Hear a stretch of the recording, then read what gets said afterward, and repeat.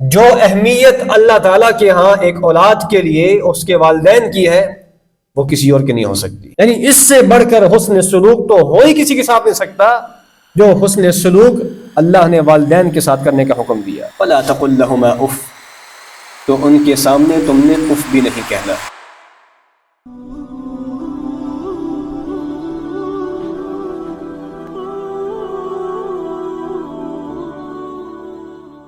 اللہ تبارک و تعالیٰ نے سورۃ بنی اسرائیل میں ایک بہت بڑا فیصلہ کیا ہے، ایک بہت بڑا فتویٰ دیا ہے، اور یہ ایسا اٹل فیصلہ ہے کہ اس میں اب کسی قسم کی تبدیلی ممکن نہیں. اللہ تعالیٰ فرماتے ہیں وَقَضَىٰ رَبُّكَ، تیرے رب نے یہ فیصلہ کر دیا ہے.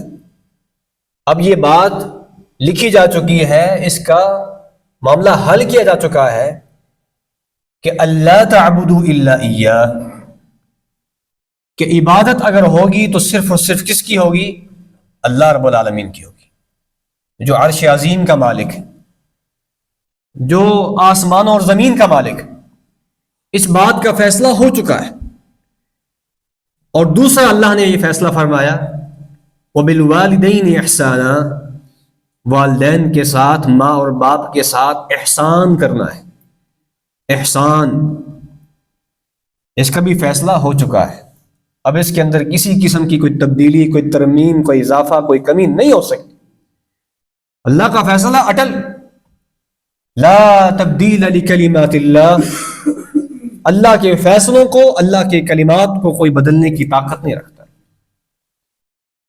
پچھلے خطبہ جمعہ میں بزرگوں کی احترام، بزرگوں کی خدمت، ان کے ساتھ محبت، ان کے ساتھ تعلق، اس حوالے سے چند گزارشات آپ کے سامنے پیش کی تھی. آج کے اس خطبہ جمعہ میں میری کوشش یہ ہے کہ بزرگوں میں سب سے بڑے بزرگ اور پیروں میں سب سے بڑے پیر، اور ہمارے احترام اور ہماری طرف سے تکریم کے سب سے زیادہ حقدار ہمارے والدین، ان کا تذکرہ کیا جائے. یقینی بات ہے کہ والدین سے بڑا بزرگ اولاد کے لیے کوئی ہو سکتا ہی نہیں. آپ جس مرضی بڑے پیر کے پاس چلے جائیں، جس مرضی بڑے فقیر کے پاس چلے جائیں، جس مرضی بڑے عالم کے پاس چلے جائیں، جو اہمیت اللہ تعالیٰ کے ہاں ایک اولاد کے لیے اس کے والدین کی ہے وہ کسی اور کی نہیں ہو سکتی. اور اسی لیے اللہ نے یہاں پر جو لفظ استعمال کیا ہے بڑا ہی خوبصورت ہے، احسان. یعنی نیکی میں بھی کمال درجے کی نیکی کو احسان کہا جاتا ہے، سب سے زیادہ سپرلیٹو ڈگری ہے. یعنی اس سے بڑھ کر حسن سلوک تو ہو ہی کسی کے ساتھ نہیں سکتا جو حسن سلوک اللہ نے والدین کے ساتھ کرنے کا حکم دیا ہے. سب سے بڑھ کر کائنات میں ہمارے حسن سلوک، ہمارے حسن کردار، ہمارے حسن گفتار، ہماری بہترین خوبصورت بات، ہمارے اعلیٰ اخلاق، اور ہمارا خرچ کرنا، ہمارا خدمت کرنا، ہمارا دعائیں لینے کے لیے کوشش کرنا، اس میں سب سے زیادہ حق اگر کسی کا ہے تو والدین کا ہے. اما یبلغن عندک الکبر احدہما، فرمایا کہ نوجوانی میں تو خدمت کرنی ہی کرنی ہے، لیکن بڑھاپے کے اندر خاص خیال کرنا ہے. اگر تمہارے پاس ان والدین میں سے کوئی ایک یا دونوں ہی بڑھاپے کی عمر کو پہنچ جاتے ہیں، فلا تقل لہما اف، تو ان کے سامنے تم نے اف بھی نہیں کہنا ہے. فلا تقل لہما اف، اور یہ اس سے کم تر کلمہ ہے ہی کوئی نہیں. یعنی آپ کے والدین آپ کو کچھ کہتے ہیں، آپ اس پر اپنے دل میں کوئی ملال پیدا کرتے ہیں، اپنے دل میں کوئی غم پیدا کرتے ہیں، اور اس کی بنیاد پر یہ کہنا تو بہت بڑی بات ہے کہ آپ نے غلط کہا، آپ نے جھوٹ کہا، آپ کی بات درست نہیں ہے، آپ کو ایسا نہیں کہنا چاہیے، آپ غلط ہیں. یہ تو بہت بڑی بڑی باتیں ہیں، یہ تو بڑی بڑی گستاخیاں ہیں. فرمایا فلا تقل لہما اف، آگے سے اف بھی نہیں کہنا کہ ابو جی آپ نے کیا کہہ دیا ہے، امی جی آپ نے کیا کہہ دیا، اف، اس سے ہلکا کلمہ ہو ہی نہیں سکتا زبان کے اوپر. اور پھر وَلَا تَنْهَرْهُمَا، ان دونوں کو جھڑکنا نہیں ہے، ڈانٹنا نہیں ہے، زبان کا غلط استعمال نہیں کرنا. پھر کرنا کیا ہے؟ وَقُلْ لَهُمَا قَوْلًا كَرِيمًا. اللہ رب العالمین نے کسی بات میں کوئی کمی چھوڑی ہی نہیں. طریقہ بتا دیا بات کرنے کا. والدین کے ساتھ بات کرنی ہے تو حد ادب ملاحظہ کرنی چاہیے، آداب احساس کرنا ہے، ان کے جذبات کو ٹھیس نہیں پہنچنی چاہیے. وَقُلْ لَهُمَا قَوْلًا كَرِيمًا، ان سے انتہائی عزت والے انداز میں بات کرنی ہے. اللہ اکبر کبیر. اللہ کی قسم ہے، ہمارے باس جن کے پاس ہم ملازمت کرتے ہیں، جو ہمیں ماہانہ 50,000 لاکھ تنخواہ دیتے ہیں، وہ اس بات کے زیادہ حقدار نہیں کہ ہم ان کے ساتھ انتہائی ادب و احترام سے پیش آئیں جتنے ہمارے والدین زیادہ حقدار. لیکن ہمارے ہاں معاملہ الٹ ہے. باس کے سامنے جی حضوری، یس سر، اور ایک لمحے کے لیے بھی اس کی بات سے اختلاف کرنے کی ہمت نہیں. لیکن والدین ہے کہ صبح سے لے کے شام تک ستایا ہوا ہے، اور شام سے لے کر صبح تک ان کی زندگی اجیرن بنائی ہوئی ہے. باس کے سامنے نہ کہنے کی ضرورت نہیں، اور والدین کی ہر بات پہ نہ ہے، والدین کی ہر بات پہ اعتراض ہے. وَقُلْ لَهُمَا قَوْلًا كَرِيمًا وَاخْفِضْ لَهُمَا جَنَاحَ الذُّلِّ مِنَ الرَّحْمَةِ. فرمایا اس سے اگلی بات بھی ہے، ابھی بات ختم نہیں ہوئی. ابھی تیرے رب کا فیصلہ جو رب نے لکھ دیا ہے وہ ختم نہیں ہوا، مزید پڑھ. ان کے سامنے اپنے کندھوں کو جھکا کر رکھ، زیادہ اکڑ کے کھڑے بھی نہیں ہونا ہے، زیادہ اپنی چھاتی بھی نہیں دکھانی ہے، اپنی جوانی کا ان کو احساس نہیں دلانا میں طاقتور ہو چکا ہوں، آپ بوڑھے نہیں. وَاخْفِضْ لَهُمَا جَنَاحَ الذُّلِّ مِنَ الرَّحْمَةِ، رحمت کی بنیاد پر، رحمت کرتے ہوئے، ان پر رحم کرتے ہوئے. وَقُلْ رَبِّ ارْحَمْهُمَا كَمَا رَبَّيَانِي صَغِيرًا، اور اپنے رب سے یہ دعا کرنی ہے، یہ التجا کرنی ہے، فریاد کرنی ہے. رب ارحمہما کما ربیانی صغیرا، اے اللہ تو کتنا عظیم ہے، تو نے اپنے بندوں کے لیے کتنی آسانی کر دی کہ دعائیں بھی سکھلا دی. اپنے والدین کے لیے کہنا ہے اے اللہ جس طرح انہوں نے بچپن میں مجھ پر رحم کیا تھا، اے اللہ تو ان پر رحم کر دے، اے اللہ تو ان کو معاف کر دے. رب ارحمہما کما ربیانی صغیرا. حضرت ابراہیم کی دعا بھی سکھلائی، رب اجعل لی مقیم الصلاة ومن ذریتی ربنا وتقبل دعاء ربنا اغفر لی ولوالدی وللمؤمنین یوم یقوم الحساب. اے اللہ مجھے نماز کو قائم کرنے والا بنا دے، میری اولاد کو نماز قائم کرنے والا بنا دے. اے اللہ میری دعا کو قبول کر لے، اے اللہ مجھے معاف کر دے، میرے والدین کو معاف کر دے، میرے والدین کو معاف کر دے. ربنا اغفر لی ولوالدی. اس سے بڑا اولاد کا والدین کے لیے تحفہ کیا ہو سکتا ہے کہ جو دن میں 5 وقت نماز پڑھتے ہوئے اپنے والدین کے لیے بخشش کی دعائیں مانگتے ہیں. افسوس ان والدین کے لیے جنہوں نے اپنے بچوں کی تربیت دین پر نہیں کی، جو نماز پڑھنا تو دور کی بات، نماز کے علاوہ بھی اپنے والدین کے لیے بخشش کی دعا نہیں مانگتے. اور سلوٹ کے مستحق ہے، سلام کے مستحق ہے وہ والدین جنہوں نے اپنی اولاد کو دین پر لگایا، اور وہ اولاد صبح کیا، دن کیا، شام کیا، ہر وقت اپنے والدین کے لیے رحمت اور بخشش کی دعائیں مانگتے. سلام ہے ان والدین کے لیے.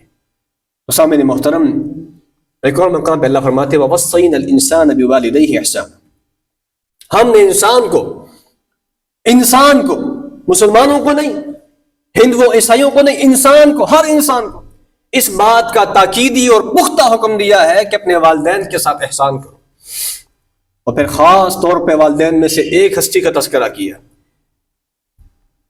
حملته امه کرہا ووضعته کرہا وحمله وفصاله 30 شہرا. فرمایا کہ اس کی ماں نے اس کو اٹھایا ہے، اپنے پیٹ میں اٹھایا اور تکلیف کے ساتھ اٹھایا. یہ اٹھانا آسان نہیں ہے، یہ بات کرنا آسان ہے، سننا آسان ہے. یہ تو اس کو پتا ہے کہ وہ 9 ماہ کس تکلیف میں مبتلا رہتی ہے. اس کا آغاز کہاں سے ہوا ہے؟ آغاز ہی تکلیف سے ہوا، اور پھر انتہا بھی تکلیف پر ہوتا ہے. 9 ماہ تک ایک والدہ، ایک ماں اپنے بچے کے لیے کیا کیا کچھ نہیں کرتی. غذا میں احتیاط، غذا زیادہ نہیں کھانی، گرم چیز نہیں کھا لینی، مسالے والی چیز نہیں کھا لینی، بچے کو نقصان پہنچے گا. ابھی دنیا میں آیا نہیں، دنیا میں آنے سے پہلے ہی ابھی ماں کے پیٹ میں بچہ پرورش پا رہا ہے. ماں اس وقت بھی اس کا خیال کرتی ہے، چلنے میں احتیاط، وزن اٹھانے میں احتیاط، سیڑھیاں اترنے میں احتیاط. بہت سارے ماں کے ایسے شوق ہوتے ہیں جو اپنے شوق اپنے اس آنے والے بچے کے لیے قربان کر دیتی. جھولے پہ نہیں بیٹھنا، کسی اور مشقت والا کام نہیں کرنا، میرے بچے کا نقصان نہ پہنچ جائے. ابھی دنیا میں نہیں آیا. اور پھر اس کے بعد فرمایا وَوَضَعَتْهُ كُرْهًا، جب دنیا میں آتا ہے تب بھی تکلیفیں دے کے آتا ہے، انتہائی تکلیف. اللہ کی قسم ہے یہ تکلیف کوئی بیان نہیں کر سکتا. اگر یہ تکلیف نہ ہوتی تو کتنے ہی دنیا میں ایسی مائیں ہیں جو بچوں کو جنتے وقت فوت ہو جاتی ہیں، جان ویسے نہیں نکلتی. ان کے لیے وہ تکلیف برداشت کرنا ان کی آپے سے باہر ہو جاتا ہے، ان کی ہمت سے باہر ہو جاتا ہے. اور پھر وہ کیا ہوتا ہے، اپنی جان سے ہاتھ دھو بیٹھتی. اور پھر یہ بچہ بڑا ہو کے کہتا ہے کہ تم نے میرے لیے کیا کیا ہے، آپ نے میرے لیے کیا کیا ہے، آپ کو میرے مسائل کا کیا پتا ہے. اس کو نہیں پتا، جس نے تمہیں جنم دیا ہے اس کو نہیں پتا تو کس کو پتا ہے. پھر آگے فرمایا ابھی جان نہیں چھٹی ہے، دنیا میں آیا ہے، آتے ساتھ مصیبتوں کا آغاز ہو گیا ہے. وَحَمْلُهُ وَفِصَالُهُ 30 شَهْرًا، فرمایا کہ پھر 2 سال تک اللہ نے ماں کی ڈیوٹی لگا دی ہے کہ تم نے بچے کو دودھ پلانا ہے. اور اگر ماں کا دودھ نہیں ہے تو پھر ماں باپ کی پریشانی شروع ہو جاتی ہے. ڈاکٹر کے پاس جاتے ہیں، فلاں دودھ لگا دو، بکری کا دودھ پلاؤ، گائے کا دودھ پلاؤ، کتنی جتن کرتے ہیں، اضافی خرچے شروع ہو جاتے ہیں. اس کے کپڑوں کا بندوبست کرو، رات کو اس کے نیچے بستر پہ کیا بچھانا ہے اس کا بندوبست کرو، اضافی اخراجات. 2 بندے تو 2 ہوتے ہیں، ان کے تو خرچے نہیں ہیں، لیکن بچہ جیسے ہی دنیا میں آتا ہے والدین کے خرچوں میں اضافہ ہو جاتا ہے خود بخود. پھر یہ بڑا ہو کے کہتا ہے آپ نے میرے لیے کیا کیا ہے. اور پھر ہر تھوڑی دیر بعد صفائی کرنی ہے. کبھی اس کی ناک بہ رہی ہے، ناک صاف کر رہی ہے، کان صاف کر رہی ہے، اس کے ناخن کاٹ رہی ہے، اس کے بالوں کو سنوار رہی ہے، اس کی کنگھی کر رہی ہے، بالوں میں سے جوئیں نکال رہی ہے. میں کس کس بات کا تذکرہ کروں. ماں کیا کچھ نہیں کرتی بچوں کے لیے. اور پھر جب تھوڑا سا چلنے پھرنے قابل ہو جاتا ہے بڑی خوش ہوتی ہے، میرا بچہ چلنے کے قابل ہو گیا ہے. پھر بھی احتیاط کا پہلو، بچہ اگر چل رہا ہے تو ماں اوپر رکھوالی کر رہی ہوتی ہے، کہیں سیڑھیوں پہ نہ چڑھ جائے، کہیں جھولے سے نہ گر جائے، کہیں سائیکل چلاتے چلاتے دائیں بائیں نہ گر جائے. ماں کی نظر ایک طرف ہانڈیا کے اوپر، دوسری طرف بچے کے اوپر. ایسے ہے کہ نہیں ہے؟ یہ کوئی ایسی باتیں نہیں کر رہا جو خلا میں ہو رہی ہیں، دنیا کے اندر ہو رہی ہیں. ہر گھر کے یہ کہانی، ہر گھر کے اندر یہ معاملہ ہو رہا ہے کہ ماں ایک ٹائم میں چاروں طرف نظریں دوڑاتی ہیں. اگر کسی کی 2-3 بچے ہیں تو اس کی تو ٹینشن میں اور اضافہ ہو جاتا ہے. ایک بچے کو اسکول کے لیے بھیجنا ہے، دوسرے بچے کو فیڈر پلانا ہے، تیسرے بچے کو صاف کرنا ہے. اللہ اکبر کبیرہ. اور بعض عورتوں کے ہاں تو جڑواں بچے ہو جاتے ہیں، اور جن کے جڑواں بچے ہوں ان کے لیے تو آزمائش اور بڑھ جاتی ہے. فرمایا کہ پھر اس کی بیماری کا خیال کرنا. بچہ تو ایسا ہوتا ہے کہ وہ اپنی بیماری بتا بھی نہیں سکتا. وہ کیا بتائے مجھے کیا مسئلہ ہے، اوپر روتا ہے، چیختا ہے، چلاتا ہے، ماں باپ پریشان. اس کو مسئلہ کیا ہے؟ پیٹ کے ساتھ کان لگا کے چیک کرتے ہیں، ہاتھ پاؤں میں روڑتے ہیں، ٹانگیں اٹھا کے دیکھتے ہیں، سر دیکھتے ہیں، کیا مسئلہ ہے؟ کوئی چونٹی گھس گئی ہے، کوئی مچھر گھس گیا ہے؟ آسان کام ہے. اور ساری رات جب ساری دنیا سو رہی ہے، ماں اور باپ جاگ رہے ہیں بچے کے لیے، بچہ نہیں سو رہا. جب تک بچہ سوتا نہیں ہے حرام ہے کہ ماں کو نیند آ جائے. ایسے ہو ہی نہیں سکتا. اللہ اکبر کبیرہ. اسی لیے کسی نے کہا ہے کہ جانور کے بچے کو پالنا آسان ہے، انسان کے بچے کو پالنا بڑا مشکل ہے. جانور کا بچہ آپ دیکھیں نا، بلی کا بچہ، کتے کا بچہ، کوئی بھی اس طرح گدھے کا بچہ، وہ 2-3 مہینے کے بعد بالکل اپنی سیٹنگ میں آ جاتا ہے. اپنا کھانا اس کو خود پتا ہے، اپنے پکانے کے اس کو اپنا معاملہ ہے، کوئی صفائی کا مسئلہ نہیں ہے. وہ بڑا آسان کام ہے. لیکن انسان کا بچہ، جب تک انسان زندہ ہے اس کو اپنے بچے کی ٹینشن ہے. جب تک وہ موت نہیں آ جاتی، کتنے ہی والدین ایسے ہیں جو بچوں کی شادیاں کرانے کے بعد بھی ان کی ذمہ داریاں سنبھالتے ہیں، ان کے بچوں کی ذمہ داریاں سنبھالتے ہیں، اپنے پوتوں کی ذمہ داریاں سنبھالتے ہیں، نوازوں کی ذمہ داریاں سنبھالتے ہیں. پھر کیسے ہم کہہ سکتے ہیں کہ ہمارے والدین نے ہمارے لیے کچھ نہیں کیا؟ کیسے کہہ سکتے ہیں؟ کیسے یہ زبان سے یہ الفاظ نکل جاتے ہیں؟ اللہ اکبر کبیرہ. سامعین محترم، حضرت زکریا علیہ السلام کا اللہ تعالیٰ نے قرآن پاک میں تذکرہ کیا، اور ان کے بیٹے کا تذکرہ کیا، اور ان کے بیٹے کی جو خوبیاں بیان کی ان میں ایک خوبی یہ بھی تھی وَبَرًّا بِوَالِدَيْهِ، حضرت یحییٰ جو ہے اپنے والدین کے ساتھ کیا تھے؟ بہت زیادہ نیکیاں کرنے والے تھے، بہت احسان کرنے والے تھے۔ حضرت عیسیٰ کو جب اللہ نے پیدا کیا، حضرت عیسیٰ نے دنیا میں آتے ساتھ جو پہلی تقریر فرمائی ماں کی گود میں، اس میں ایک جملہ یہ بھی تھا وَبَرًّا بِوَالِدَتِي وَلَمْ يَجْعَلْنِي جَبَّارًا شَقِيًّا، مجھے میرے رب نے اپنے والدین اپنی والدہ کے ساتھ نیکی کرنے والا بنایا ہے، احسان کرنے والا بنایا ہے۔ مجھے میرے رب نے جابر نہیں بنایا، سرکش نہیں بنایا، بدبخت نہیں بنایا۔ اللہ اکبر کبیرہ۔ سامعین محترم، حضرت عبداللہ بن مسعود رضی اللہ تعالیٰ رسول اللہ صلی اللہ علیہ وسلم سے سوال کرتے ہیں، اے اللہ کے حبیب یہ بتلائیے ای الاعمال احب الی اللہ عز وجل، اللہ تعالیٰ کے ہاں سب سے زیادہ محبوب ترین عمل کون سا ہے؟ فرمایا الصلاۃ علی وقتها، نماز کو اس کے وقت میں ادا کرنا سب سے اللہ تعالیٰ کو محبوب ترین عمل۔ فرمایا ثم ای، اے اللہ کے رسول اس کے بعد کون سا ہے؟ فرمایا بر الوالدین، والدین کے ساتھ حسن سلوک کرنا، والدین کے ساتھ نیکی کرنا، یہ اللہ تعالیٰ کو سب سے زیادہ محبوب۔ پھر فرمایا ثم ای، اے اللہ کے رسول اس کے بعد کون سا عمل اللہ کو بہت محبوب ہے؟ فرمایا الجہاد فی سبیل اللہ، اللہ کی راہ میں جہاد کرنا۔ اللہ اکبر کبیرہ۔ حضرت ابو ہریرہ رضی اللہ تعالیٰ روایت کرتے ہیں، یہ صحیح بخاری صحیح مسلم کی روایت ہے، ایک شخص آتا اللہ کے رسول کی خدمت میں، اللہ کے رسول یہ بتائیے من احق الناس بحسن صحابتی، اے اللہ کے رسول میرے حسن سلوک کا اس کائنات کے اندر سب سے زیادہ حقدار کون ہے؟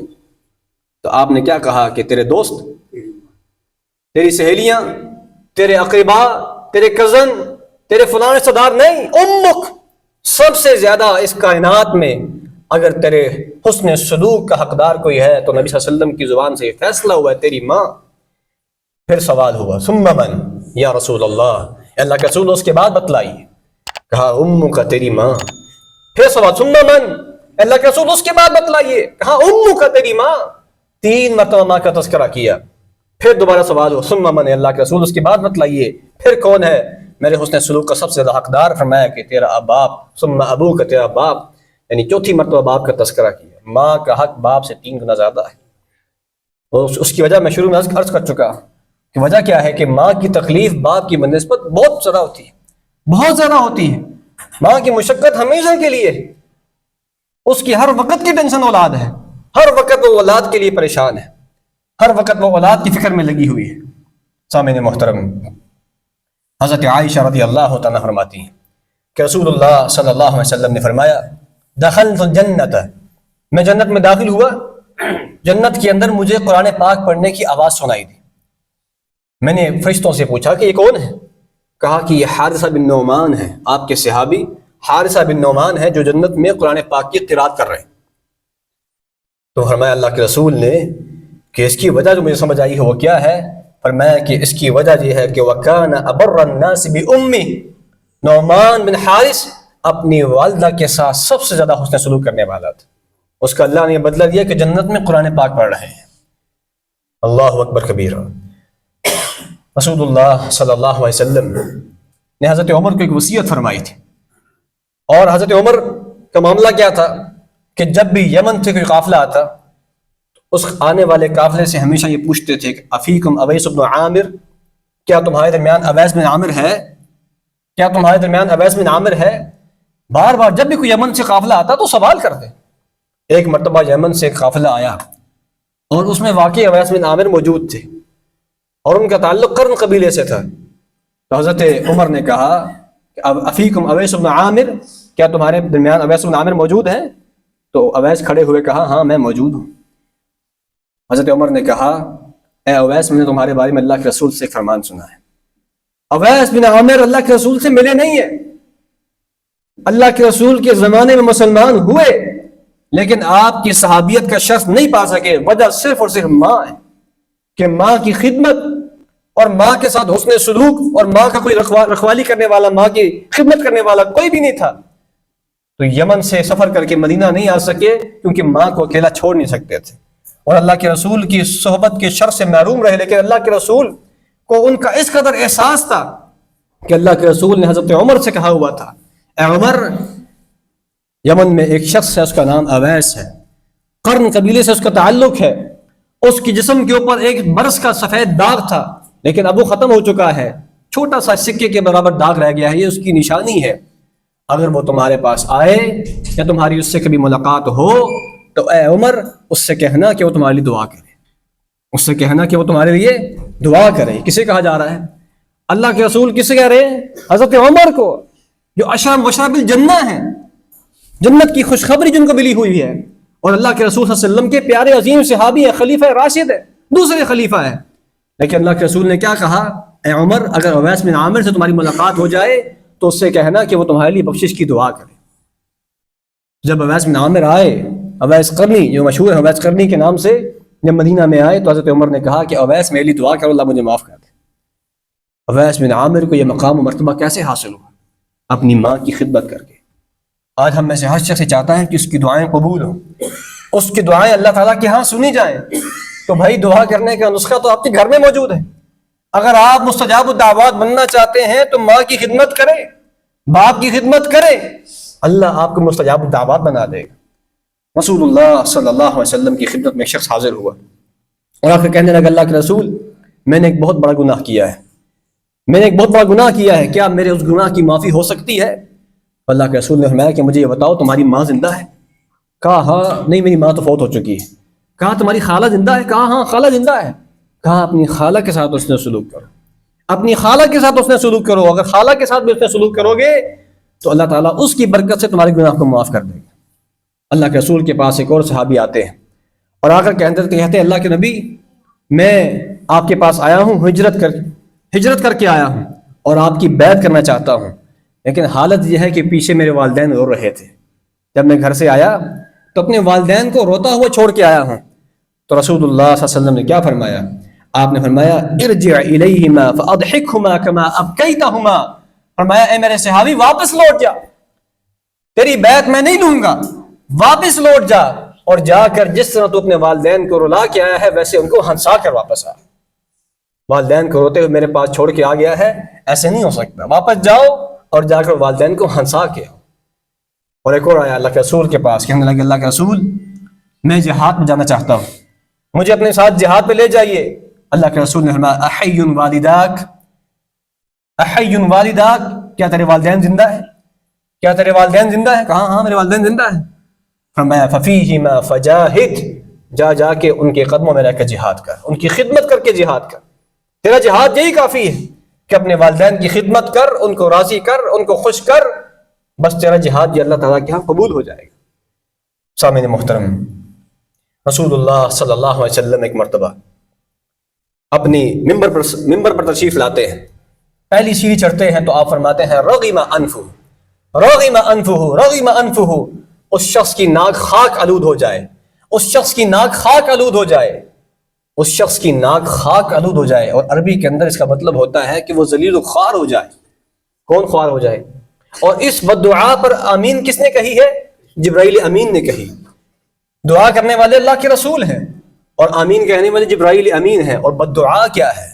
بددعا یہ ہے من ادرک والدیہ عند الکبر او احدہما ثم لم يدخل الجنہ، فرمایا کہ جو کوئی شخص اپنے والدین کو بڑھاپے کی حالت میں پاتا ہے یا ان میں سے کسی ایک کو پا لیتا ہے بڑھاپے کی حالت میں اور وہ ان کی خدمت کر کے جنت کو حاصل نہیں کر لیتا، فرمایا کہ وہ ذلیل و خوار ہو جائے، وہ ذلیل و خوار ہو جائے۔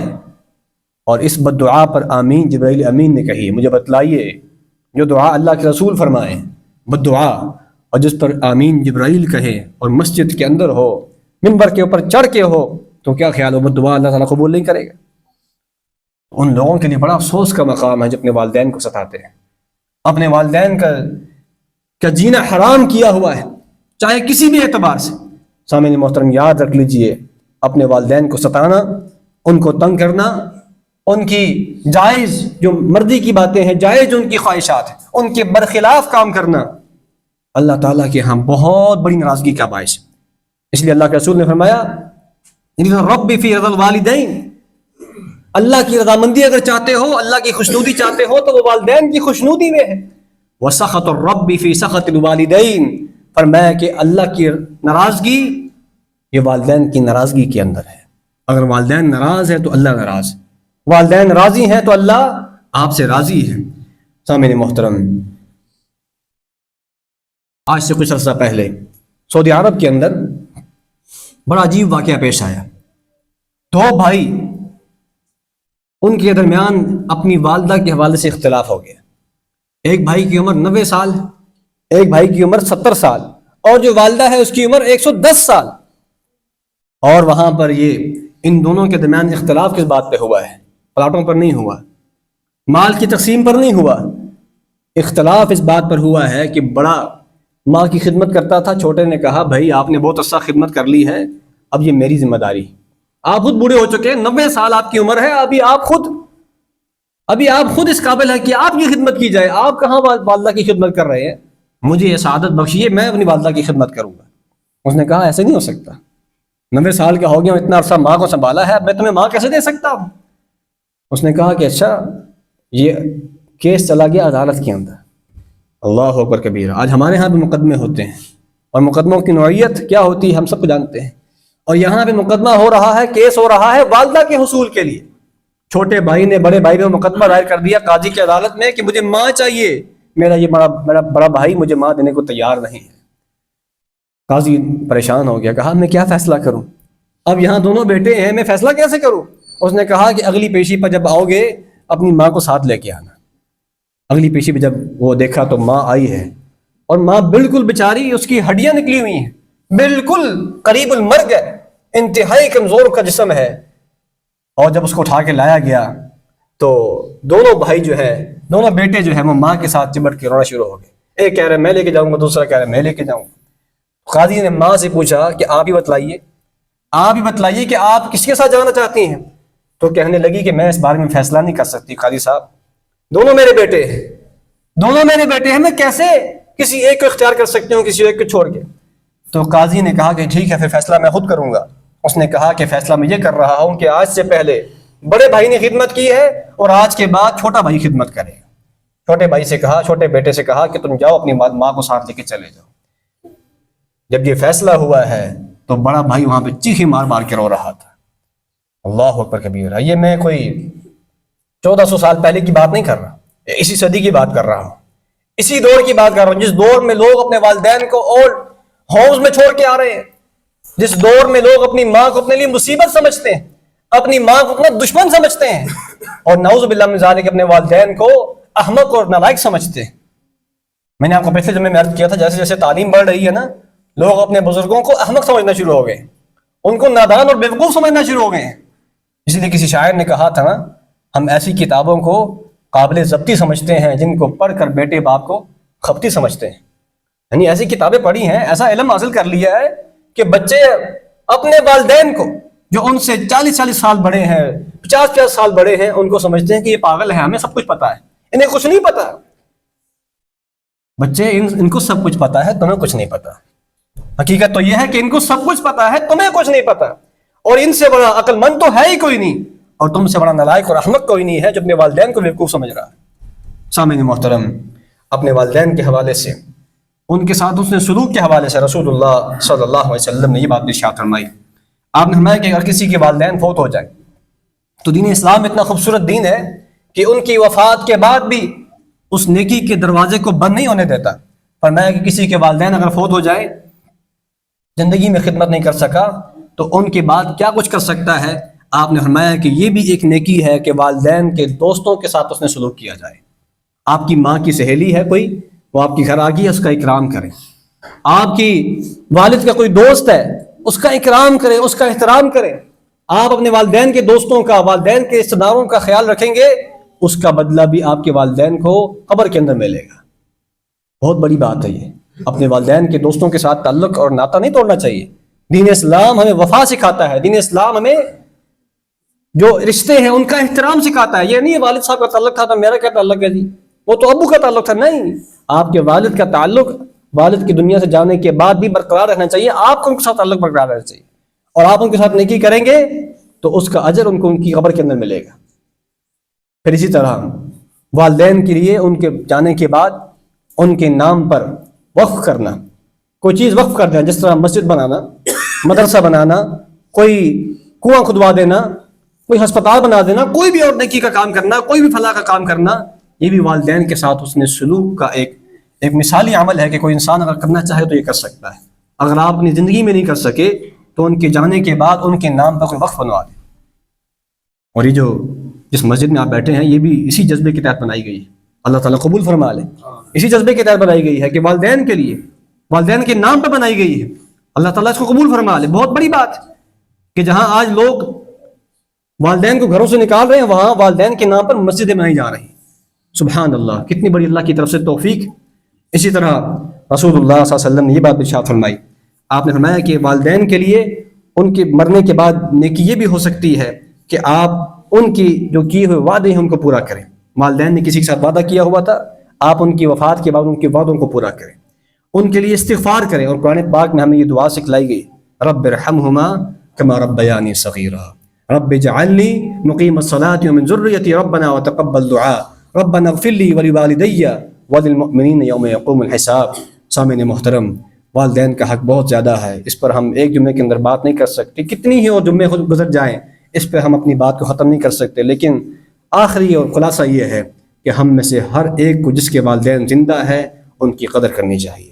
اور اگر کسی کے والدین فوت ہو چکے ہیں تو ان کے لیے استغفار، ان کے لیے دعائیں کرنی چاہیے، ان کے نام پر اللہ کی راہ میں صدقہ کرنا چاہیے، خیرات کرنی چاہیے، تاکہ والدین کے ساتھ حسن سلوک کا جو اللہ کا حکم ہے اس پر عمل ہو سکے. وآخر دعوانا ان الحمد للہ رب العالمین.